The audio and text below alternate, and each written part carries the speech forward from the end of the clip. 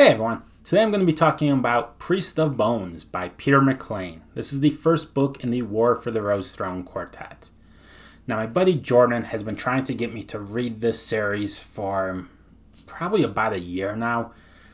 It's one of his favorites, but every time he's mentioned it, he has provided the caveat that he knows it's not my typical genre. This definitely falls within the subgenre of Grimdark, which hasn't been my thing. Whenever I've tried Grimdark in the past, I either felt the violence and gruesome scenes were just there for more shock value than actually adding anything to the story, and I usually didn't like the characters. They were either annoying or just too hateable and unbearable, and just there was nothing in it that really made me want to read those types of stories. Now obviously, lots of people disagree with me on that. That's just my own opinion and my own experience. Grimdark has been the in subgenre for probably the last 20 years, so I'm in the minority there. But anyways, because of that, he wouldn't be surprised if I didn't like it. Fortunately, I ended up loving this book. So far, it is my book of the year. Yes, there is plenty of gruesome violence. Yes, the main character is ruthless. There's drug use, there's rape, there's murder, there's backstabbing, there's blackmailing. There's everything you would associate with the Grimdark series. And yet, I still really enjoyed it. Everything I mentioned really fits the tone of the world that was being built, and none of it felt like it was out of place or just there for shock value. But even more importantly than that, I really liked the main character, Thomas Piety. But we'll get back to that later. The book opens up with the conclusion of a war with members of the winning side returning home. But this was a war that it was very clear that all involved lost. There was no winning.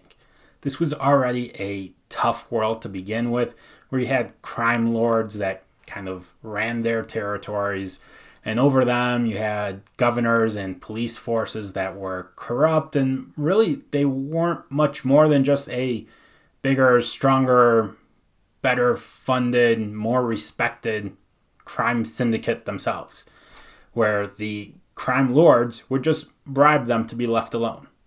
And then above the governors and the police forces, you had the queen and the queen's men, who they manipulate the governors and control the governors through fear, manipulation. Their hands are all over the place, and they're kind of like the boogeyman. You'll even hear characters reference telling kids nightmare stories about, you better do this or a queen's man will come get you. So that's the world that we live in.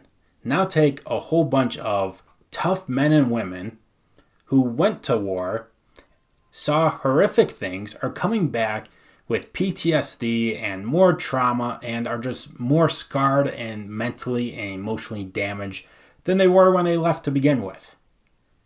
Clearly, with that type of setup, you're in for some rough times ahead. Now, circling back to Thomas Piety, he is your main character, and the story is told from his point of view. It's a first-person point of view. He was one of these crime lords before the war, before he got drafted and sent to the war. When he comes home, he finds all of his businesses and all of his territory, it's been stolen from him. So he has to steal it back. Now, some of the characters that have returned from this war, they can't stomach violence anymore. And then you have other characters that they just drown their trauma in alcohol, and you have others that learn to love the fight. Thomas is none of those. In some ways, you could consider him the scariest of the bunch. He came back and he seems unharmed, unaffected, calm, cool, collected. He thinks things through. He knows exactly what he's doing, and he's still perfectly fine with doing it. He never shows any remorse for any of the decisions he makes. But on the other side of the coin, he has his own honor code that he lives by and he enforces with his followers as well. He expects to look the part of a respected citizen, and he has his things that he won't allow, he will not tolerate. So from one point of view, he's this charismatic leader that you could see yourself respecting and following. But on the other hand, he has this psychopath side to him as well.